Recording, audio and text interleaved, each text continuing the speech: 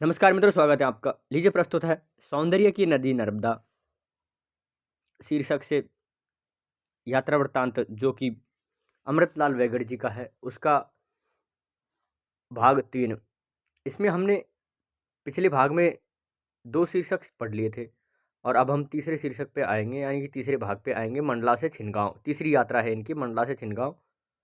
हमारे मंदिरों की तरह हमारी नदियाँ भी पूर्वाभिमुख है। बड़ी नदियों में एक नर्मदा ही है जो परिचय वाहिनी है।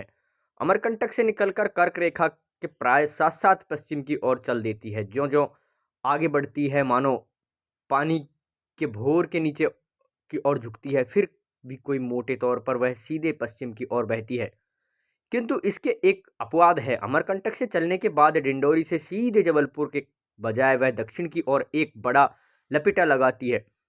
इसी अर्धचंद्राकार के मध्य में है मंडला। मंडला मानो नर्मदा के कान कुंडल में बसा है। नर्मदा यदि ऐसा ही लपेटा मालवा में लगाती तो इंदौर, और गुजरात में लगाती तो बड़ौदा नर्मदा किनारे होते। इंदौर और बड़ौदा जिस सौगात से वंचित रह गए हैं, मंडला उसे सहज ही पा गया। हमारी पिछली यात्रा जबलपुर से मंडला तक की थी। इस बार मंडला से अमरकंटक तक की है। पिछली बार हम 4 थे, अब हम हैं 2, यादवेंद्र और मैं। यात्रा पहले से दुगनी लंबी है और साथी आधे ही रह गए हैं। पिछली यात्रा में ये 4 जने थे, अब यात्रा में 2 जने हैं। ठीक है।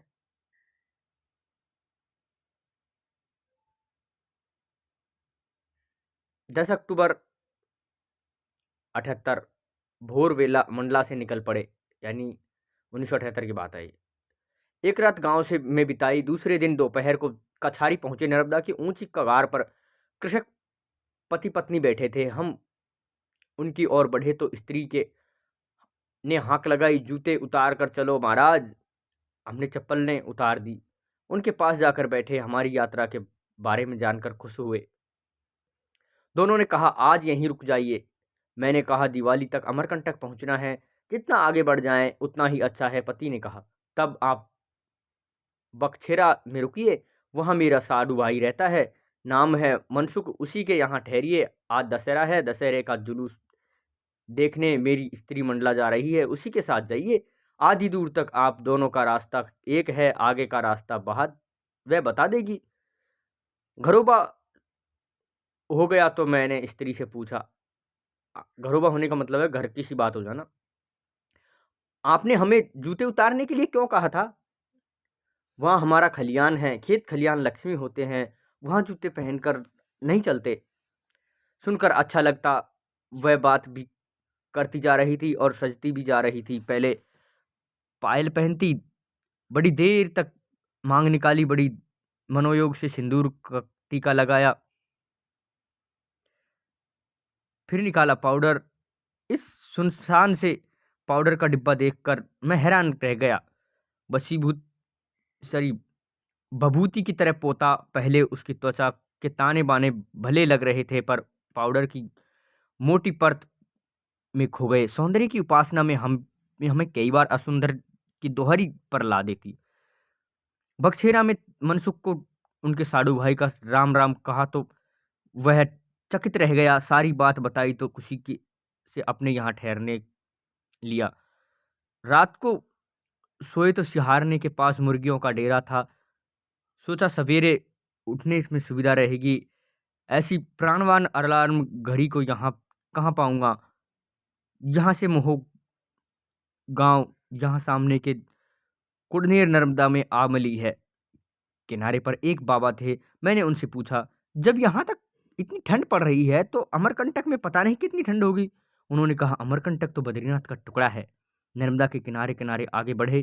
कई जगह तो खाड़ों की पार चलने जैसा था। कहीं घनी लहर तहर, समझ में नहीं आता था कि किस लहर को पकड़े और कहाँ से। जैसे तैसे मनोटा पहुंचे। वहां से लिंगा रात्रि विश्राम भगत जी के घर रहा।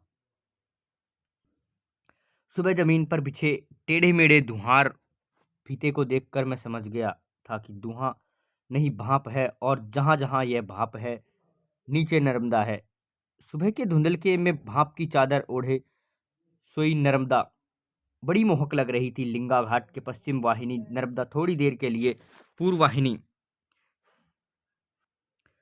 हो गई है, इसीलिए इस धारा को यहाँ सूरजमुखी धारा कहते हैं। नर्मदा में ऐसा स्थान बहुत कम है। लिंगा में से एक सन्यासी साथ हो गया। एक चादर और मिट्टी के एक पात्र के अलावा उसके और कुछ नहीं रखते थे। रास्ते में बातें होने लगी तो कहने लगे, अच्छा ये बताइए, स्वाद किसमें है, जीभ में या गुलाब जामुन में? मेरे अनुरोध पर जवाब भी उन्होंने ही दिया, यदि गुलाब जामुन में स्वाद है तो वह तस्तरी में रखे रखे ही स्वाद देगा। यदि जीभ में स्वाद है तो फिर गुलाब जामुन खाने की क्या जरूरत है? दरअसल स्वाद न केवल जीभ में है, न केवल गुलाब जामुन में, दोनों के योग में है। इसी प्रकार जीवन को केवल आत्मा या केवल शरीर मानना गलत है। सार्थकता दोनों के मिलन में है। क्या बढ़िया बात कही। आगे बढ़े तो कई स्त्री पुरुष मिले। पूछा, कहाँ जा रहे हो? नर्सरी, पौधे लगाने? तो नर्सरी जैसे अंग्रेजी शब्द पर बिनयान तक पहुंच गया, बियाबान तक पहुंच गया, मतलब जंगल में पहुंच गए। विदेशी भाषा के कुछ जो शब्द हमारी जबान पर आसानी से चढ़ आ जाएं, उन्हें हमें खुशी से अपना लेना चाहिए। हर भाषा में सब कुछ अश्वमेध यज्ञ के घोड़ों की तरह होते हैं। सीमाओं को वे नहीं मानते, उन्हें रोकना आसान नहीं। महात्मा सत्याग्रह सीमाओं को नहीं मानते, उन्हें रोकना आसान नहीं है। महात्मा सत्याग्रह, योग आदि हमारे शब्द भी विदेशी में धड़ल्ले से चल रहे हैं। यानी कि जो कुछ शब्द हैं, बहुत कई शब्द हैं जो चलते हैं। जैसे आजकल डॉक्टर चल रहा है ना? ऐसे शब्द चलते हैं। नर्सरी भी है विदेशी शब्द। आगे का गांव कुआंडोरी, मोर से मयूरभंज तो सुना हो था, कौवे से नाम हुआ कुआंडोरी, आज सुना है कुआंडोंगरी। गांव का नाम है, मोर से नगरी का नाम है, आपने सुना होगा मयूरभंज, मयूरध्वज, जमोरा इत्यादि इत्यादि नाम होती है ना।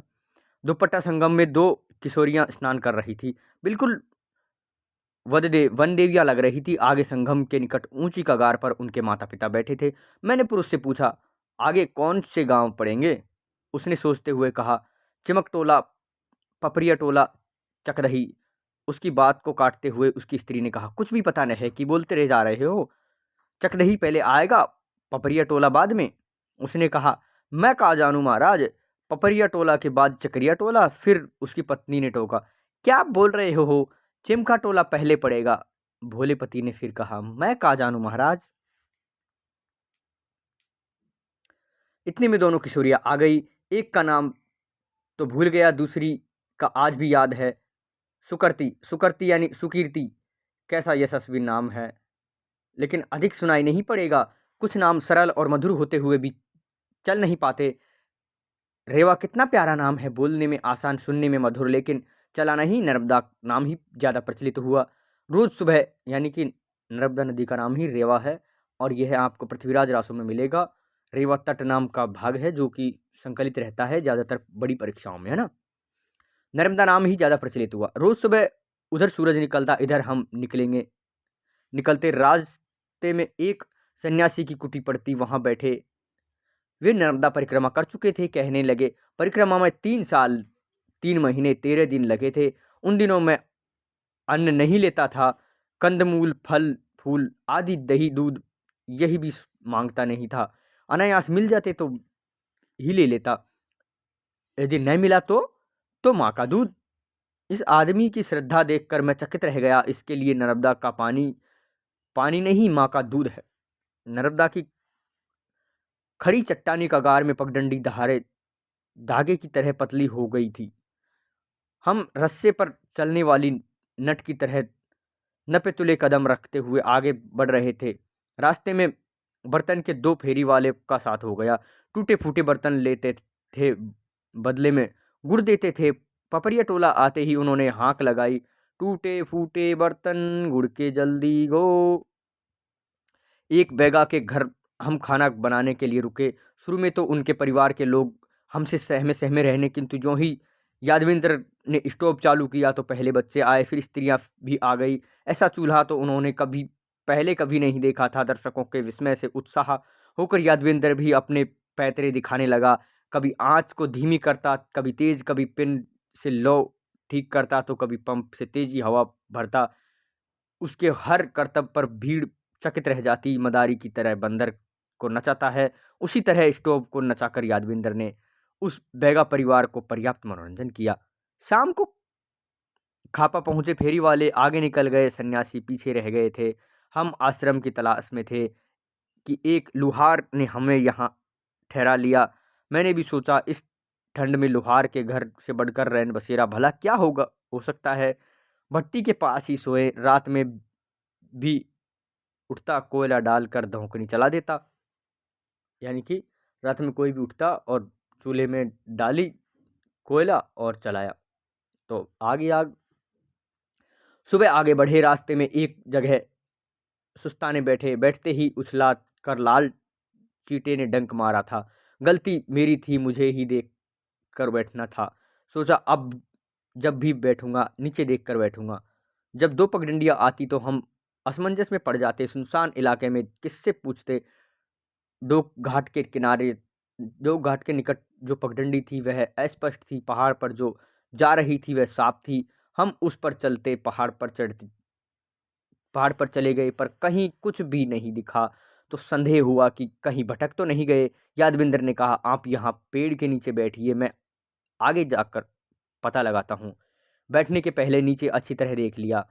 चींटा तो क्या, चींटी तक नहीं थी। स्केच करने में मगन हो गया, पर कोई 10-15 मिनट के बाद गंभीर स्वर सुनाई पड़ा। सोचा दूर बहती नर्मदा का स्वर होगा, लेकिन स्वर तेज हो गया तो मेरा ध्यान गया। सामने तो कुछ नहीं था, पर ज्यों भी ऊपर देखा तो मेरे छक्के छूट गए। मेरे सिर पर मधुमक्खियों का झुंड मंडरा रहा था। मैं सिर पर पैर रखकर भागा। थोड़ी देर और हुई तो वीरगति को प्राप्त न भी होता तो दुर्गति अवश्य होती। जिस पेड़ के नीचे बैठा था उसमें मधुमक्खियों का खासा बड़ा छत्ता लगा था। गांठ बंध ली। अब बैठने के पहले नीचे भी देखूंगा और ऊपर भी देखूंगा। वह पगडंडी जंगल को जाती थी, इसलिए वापस नीचे उतरे। कुछ दूर झोंपड़ियां दिखाई दे रही थी, वहां से पगडंडी मिल गई। सिलगी नदी को पार करके आगे बढ़े। वहां नर्मदा तट के भीमकाय अर्जुन वृक्षों को देखकर चकित हो गए। आगे एक बाबाजी की कुटी पड़ी, वहां से सन्यासी का फिर साथ हो गया। कुटरई में पटेल के घर रहने की व्यवस्था हो गई। बैठे ही थे कि आवाज सुनाई दी, टूटे फूटे बर्तन गुड़ के, जल्दी गो। फेरी वाले भी आ पहुंचे। आज शरद पूर्णिमा थी, चंद्र के राज्याभिषेक की रात। लेकिन इस वीरान इलाके में टोइया से गांव में किसी से इसका उत्सव नहीं मनाया। न भजन मंडली, न गीत संगीत। मैं अकेला ही चांदनी में नहाता रहा, देख रात तक चांद को निहारता रहा। मुझे वह दुर्गा प्रतिमा की तरह जान पड़ा। विधाता इसे आहिस्ता आहिस्ता करके 14 दिनों में गढ़ता है। 15वें दिन इससे प्राण प्रतिष्ठा करता है, फिर अमावस्या को नील गगन में सिरा देता है। सृजन विसर्जन का यह क्रम निरंतर चलता रहता है। यानी कि चांद का जो ढलना और निकलना है वो भी एक जन्म और मरण की तरह बताया है लेखक ने यहाँ पे, है ना। पौ फटते ही हम चल पड़े। शाम होते जैतपुरी पहुँचे। डूबते सूरज की मायावी किरणों से आलोकित छोटा सा गांव के पटेल ने सोने के लिए एक कमरा दिया, लेकिन सन्यासी पैरा बिछाकर बाहर सोए। हमें घर के अंदर कंबल में ठंड लग रही थी। वे बाहर खुले में एक चादर में मजे से सो रहे थे। वहां से फेरी वाले वापस चले गए, सन्यासी आगे निकल गए। कन्हैया संगम में हम गोसाई जी के घर रुके। नर्मदा के किनारे किनारे चलने के आग्रह के कारण दूसरे दिन शाम को हम एक ऐसे गांव में जा पहुंचे जहां कोई भूला भटका ही जाता है। गांव का नाम था छिनगांव। गिनती के घर थककर इतने चूर हो गए थे कि आगे जाने की हिम्मत नहीं, और इस गांव में आश्रय देने के लिए कोई तैयार न था। पता नहीं कैसे यहाँ के लोग हमें चोर समझ बैठे। मैंने बहुत चिरौरी का मतलब खुशामद की, लेकिन किसी ने हमें आश्रय नहीं दिया।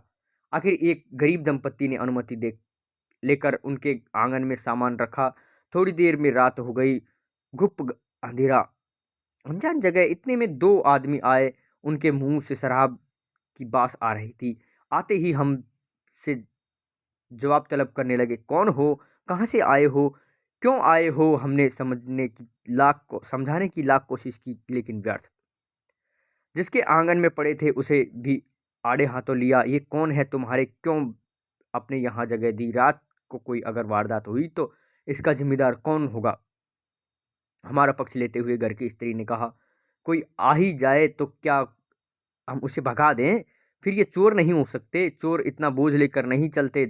चोर दिन को आकर टोह ले जाते हैं, फिर रात को चोरी करने आते हैं। ये बेचारे तो शाम को आए हैं और जब से आए हैं कहीं नहीं गए। लेकिन जो नशे में हो उसे कोई क्या समझाए? धीरे धीरे और भी लोग आ गए। उन शराबियों ने ऐसा माहौल बना दिया कि सभी को यह विश्वास हो गया कि हमारे गांव में दो शातिर चोर आ गए हैं और आज रात सावधान नहीं रहे तो किसी के भी घर चोरी हो सकती है। हमारे ऊपर पहरा देने कुछ लोग वहां जम गए। ऐसे संदेह में और भय के वातावरण में, अनजान जगह में, ठंड से बाहर खुले में सोने का जीवन में यह पहला मौका था। चुप साध कर लेट रहने के सिवाय कोई चारा न था। जागते हुए भी हम सोते बन गए थे। मन में यह आशंका बराबर बनी रहती थी कि पता नहीं कब क्या होगा, है ना। आगे देखिए। चांद निकला तो कुछ हिम्मत बंधी, कोई 2 घंटे बीत गए, नींद तो क्या आती, किसी तरह पड़े थे। तभी हवा में थिरकते हुए मधुर स्वर लहरी सुनाई दी। अद्भुत थी उसकी मिठास, दिव्य था उसका प्रभाव। ऐसे मीठे गीत तो सुनते नहीं थे। कितने स्वाभाविक, कितने सहज, कितने कोमल। एक पल में मैं अपने सारे दुख दर्द भूल गया। अवहेलना, अपमान, ठिठुरन, हर चीज गायब हो गई। बस रह गए तो वे गीत और उसकी मिठास। पड़ोस के आंगन में गांव की किशोरियों ने अपने मीठे कच्चे स्वरों में रीना गीत शुरू किए थे। चोरों के भय से उन्हें सारी रात जागरण जो करना था। हल्की लयबद्ध तालियों के साथ गीत की एक पंक्ति एक टोली गाती, फिर दूसरी पंक्ति दूसरी टोली गाती। बीच बीच में हंसी ठिठोली और हास कितना मधुर, कितना स्वरप्लिप स्वप्रिम लग रहा था यह सब।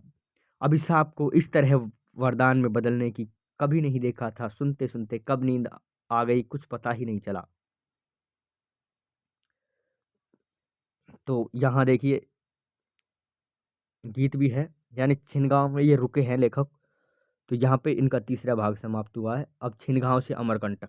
अमरकंटक में नर्मदा का तट है, ध्यान रखिएगा। तो आइए जानते हैं अगले भाग को, जिसका नाम है अमरकंटक, सॉरी, छिनगांव से अमरकंटक। सुबह उठे तो बिस्तर ओस में भीग गया था। आश्चर्य इस बात का हो रहा था कि ऐसी ठंड में भी नींद क्यों कर आई। मन में रीना गीत के कोमल मृदु स्वर गूंज रहे थे, यानी रीना गीत वहाँ के लोकगीत है ना।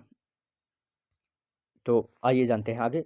उस रात किसी के यहाँ भी चोरी होती तो पकड़े हम ही जाते, लेकिन कहीं से कोई शिकायत नहीं आई। तो फिर छिनगांव में छिन भर के लिए भी रुके नहीं। बरछा में एक पेड़ से डाकघर के डिब्बे को लटकते देखा तो उसमें चिट्ठी छोड़ी। वह मिल तो गई, लेकिन बुरे तारे के प्रकाश की तरह घर पहुंचने में उसने बहुत समय लिया। मेरे घर लौटने के बाद पहुंची। बरछा से तो पहाड़ लांगा, तो सामने नर्मदा। थोड़ा चलने पर जोगी कटरिया पहुंचे। दूसरे दिन लुकामपुर। यहाँ इतनी साफ सुथरी कुटी मिली कि 2 दिन रह गए। नदी से पानी लाने के लिए बाटके की जरूरत पड़ी। पड़ोस में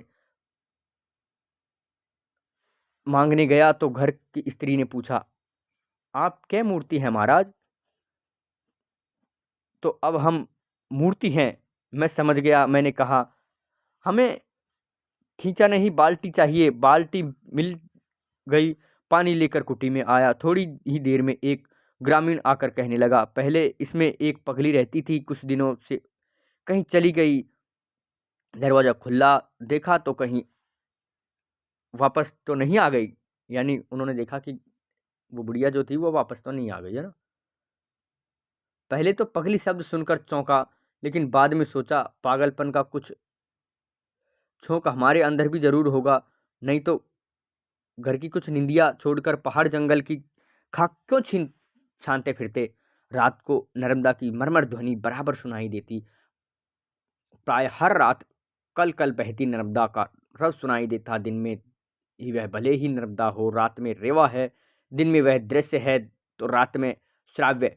उस पार है डिंडोरी, बड़ा सा कस्बा। आज रविवार है, यहाँ के साप्ताहिक बाजार का दिन। अनेक ग्रामीण नर्मदा को पार कर वहाँ बाजार करने जाएंगे और शाम को लौटेंगे। उनका यह पैदल नदी पार करना मुझे बड़ा भला लगता है।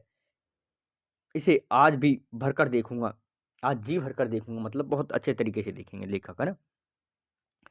सुबह से ही बैठ गया। शुरू शुरू में तो छिटकपुर लोग छिटपुट लोग आ रहे थे, लेकिन दोपहर में तांता लग गया।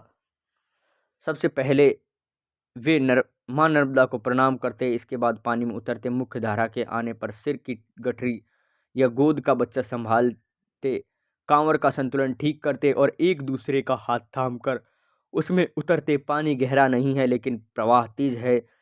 नीचे के पत्थर उबड़ खाबड़ है और काई के कारण पैर फिसलते हैं। बहुत संभाल कर पार करना होता है। किसी से पूछा, ये पैदल पार करना कब शुरू होता है? बरसात के बाद मटमैला पानी साफ होता है, तब से। आगे के रास्ते के बारे में पूछने पर बताया, आप सोचते होंगे ज्यों ज्यों अमरकंटक पास आता जाएगा पहाड़ और जंगल घने होते जाएंगे, लेकिन इसका ठीक उल्टा। अब न तो जंगल है न पहाड़। हाँ, आखिर अमरकंटक की चढ़ाई जरूर होगी। भिनसारा होते ही चल पड़े। रामघाट के प्रभातों को देखकर सहस्त्रधारा का स्मरण हो आया। अंतर यह है कि सहस्त्रधारा के प्रपात दूर दूर तक बगे रहे, जबकि यहाँ के प्रपातों का रेवड़ एक ही जगह इकट्ठा हो गया है। घोड़े के टाप के आकार की एक विस्तृत सपाट चट्टान में असंख्य जलधाराएं गिरती है। मोर जैसे पंख फैलाकर नाचता है, उसी तरह नर्मदा के यहाँ अपनी जलधाराएं फैला दी है। वैसे प्रपात बहुत छोटे हैं, इक्के दुक्के होते तो शायद ध्यान भी न जाता, पर ये तो दल के दल हैं, झुंड के झुंड है। मृगछौनी की तरह ये हैं। ये लगता है इन्हें गोद में ले लूं, सहजा लूं, फिर कुलाचे भरने के लिए छोड़ दूं। कुलाचे मतलब गुलाटियां, है ना। यहाँ से चलते ही अचानक मेरा ध्यान आकाश की ओर गया और मैं ठिठक गया। देखा, भरी दोपहरिया में चांद धुंधला और क्षितिज के पास, लेकिन मैदान में डटा हुआ सूरज में यहाँ दमखम कहाँ कि आधी रात को दिखाई दे। चांद रमता जोगी है, उसका कोई ठौर ठिकाना नहीं। रात को गायब और दिन को हाजिर, कभी पूर्ण कुंभ सा पूरा पूरा, कभी रेखा सा महीन। उसका बाकपन कभी सीधा तो कभी उल्टा, कभी सवेरे डूबता और शाम को निकलता तो कभी शाम को डूबता और सवेरे को निकलता। दिक् काल के बंधन में पड़े जान पड़ता है यह चांद। हमारे जीवन में सूरज का अनुशासन भी हो और चांद का स्व्यवहार भी हो, नियम का कठोर पालन भी हो और मौज मस्ती की गुंजाइश भी हो। शाम को दूधी संगम पहुंचे। यहाँ एक बैघा वृद्धा ने परिक्रमावासियों के लिए कुटी बना रखी है, उसी में रहे।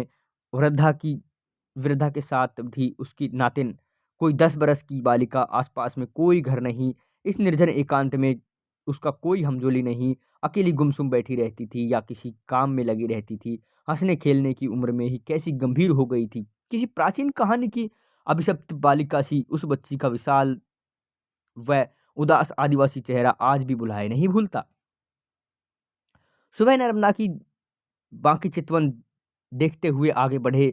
शरद ऋतु के आकाश में सफेद बादलों के झुरमुट नजर आने लगे थे। उनकी परछाइयां मानो धरती को भुकर रही थी। एकांत निर्जन गांव में रहने पड़ते थे तो नाम मात्र के, यानी इस निर्जन एकांत में गांव बहुत कम पड़ते थे, नाम पर मात्र के पड़ते थे।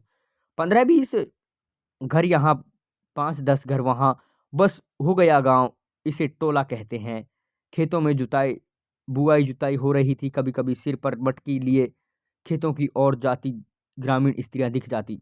दोपहर को बीजापुरी पहुंचे। एक किसान की पर्ची में खाना बनाने के लिए रुके। यादवेंद्र खाना बनाने लगा। मैं थका सा लेट गया। सोकर उठा तो तेज बुखार लिए। पिछले कुछ दिनों से हम दिन भर चलते ही रहते थे। इसी थकान का बुखार था। रात वहीं रहना पड़ा। खाना नहीं खाया, दूध पीकर सो गया। सुबह उठा तो बुखार चला गया था, लेकिन कमजोरी काफी आ गई थी। पर ज्यों ही साथ में रखे तिल के लड्डू खाकर पानी पिया तो हिम्मत बंध गई। बोझा लादा और आगे बढ़े। बसंतपुर होकर कंचनपुर। पिछले कुछ दिनों से हमें शहडोल जिले में चल रहे थे। यहाँ के निवासियों की साहित्यिक रुचि के दाद देनी होगी। यानी कैसी साहित्यिक रुचि? गांव के नाम है बसंतपुर, कंचनपुर, चंदन घाट, कस्तूरी तहसील का नाम है पुण्य राजगढ़। अब ये जिला और राज्य कौन सा है ये आप पता लगाइए, है ना।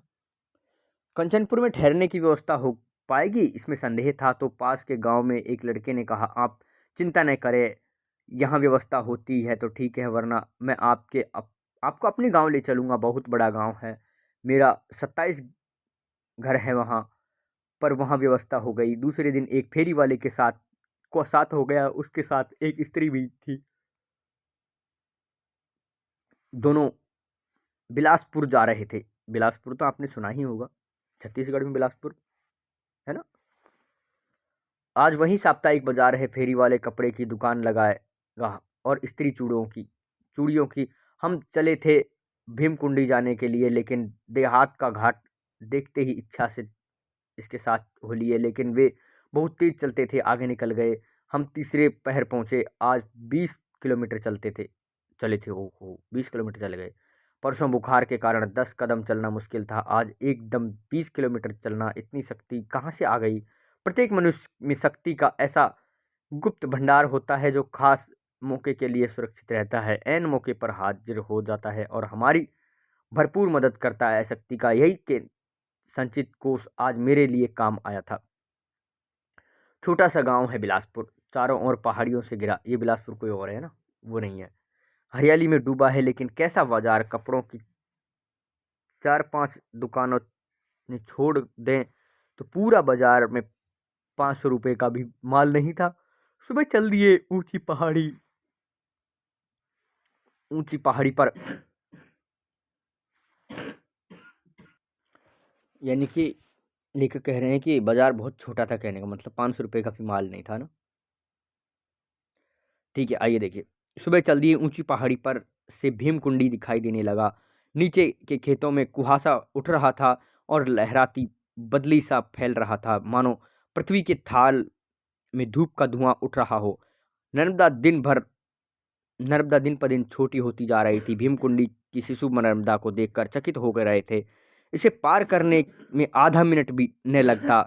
पानी में घड़ा मुश्किल से डूबता रहा था। समझ गए कि अब अमरकंटक ज़्यादा दूर नहीं है। अब हम बहुत सावधान होकर चल रहे थे, ऐसा न हो कि नर्मदा को झरना समझकर पार कर बैठे। रात घुघुआ में रहे। यहाँ जंगल विभाग की कच्ची सड़क मिल गई। पहाड़ की तलहटी के सान वन में से जाती थी। फेरी सैमर में एक बैगा के घर में दीवारों पर सुंदर कलाकृतियों को देखने को मिली। बैगा स्त्रियों के शरीर पर गुथने से छलक रहे थे। ये आदिवासियों की एक प्रजाति है बैगा, है ना। दमगढ़ में मेकल पर्वतों में नर्मदा को मानो अपनी भुजाओं में उठा लिया हो। यहाँ से अमरकंटक की चढ़ाई शुरू हो गई। टेढ़ी मेढ़ी पगडंडियाँ होते हुए 2 घंटे में हम ऊपर आ गए। छोटा सा मैदान पाकर थोड़ा उतरे तो कपिलधारा पहुंच गए थे। कपिलधारा प्रपात बाहुल्य नर्मदा का सबसे पहला और सबसे ऊंचा प्रपात, जिसे उतर कर हम प्रपात के पायताने खड़े हो गए। इसे आपाद मस्तक देखने लगे। प्रपात से उठती हुई झंकार में ध्वनि घाटी को थपथपा रही थी। नीचे नदी की तेज धारा चट्टानों में से भागती चली आ रही थी। हम श्रद्धावंत यहीं देखते रहे थे। सहसा मैं जोर से चिल्लाया, नर्मदा आ आ आ। समूची घाटी ने प्रतिध्वनि के रूप में उत्तर दिया, हाँ हाँ हाँ हाँ हाँ। कुछ लोग प्रपात के पीछे खड़े थे। जहाँ नीचे पानी गिरता था वहाँ खो है, इसीलिए प्रपात के पीछे जाया जा सकता है। चारों ओर दर्शक बीच में प्रपात देखने की ऐसी सुविधा बहुत कम प्रपात देते हैं। नीचे जाकर दुधारा भी देख आए। यहाँ का नैसर्गिक सौंदर्य इतना भा गया था कि रात यहीं रह गए। सुबह नहाकर चल दिए। अमरकंटक ने कल्याण दास जी के आश्रम में रहे। सामान रखकर नर्मदा कुंड गए, यानी नर्मदा में नहाया ना। अब नर्मदा की यात्रा इनकी एक तरफ की हो गई है, ध्यान रखिएगा आप। कुंड को देखकर ही मेरी आंखों में आंसू की दो बूंदें छलकती, आखिर हम नर्मदा के उद्घाटन तक पहुंच गए। नर्मदा जहाँ से शुरू हुई है ना। तीसरे दिन दिवाली थी, हमने दिवाली यहीं मानने का निश्चय किया। कल्याण दास जी ने अपने आश्रम में बड़े प्रेम से रखा। लाखों की लागत से आश्रम बन रहा था, लेकिन कुछ खुद केवल लंगोटी पहनते हैं, कहते हैं लगे यह लंगोटी ही मेरी जागीर है। कई वर्ष हिमालय में रहे, नर्मदा परिक्रमा तो कब की कर चुके हैं। 3 दिन तक उनका सहस्त्रापगा आतिथ्य पाते रहे, यानी 3 दिन तक वहां रुकते रहे, है ना।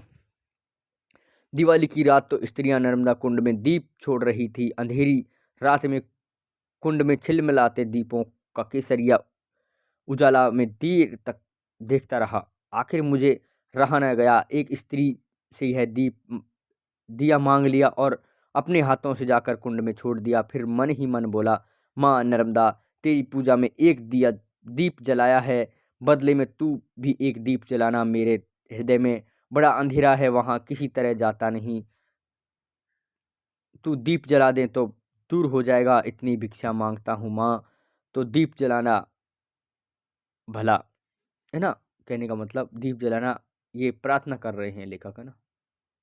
और ये देखिए, ये नर्मदा में आ गए लेखक, दीप जला रहे हैं।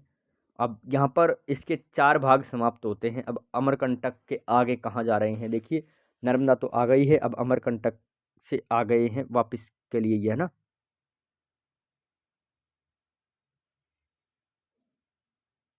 यानी पुनः अमरकंटक से शुरू हो गए ये।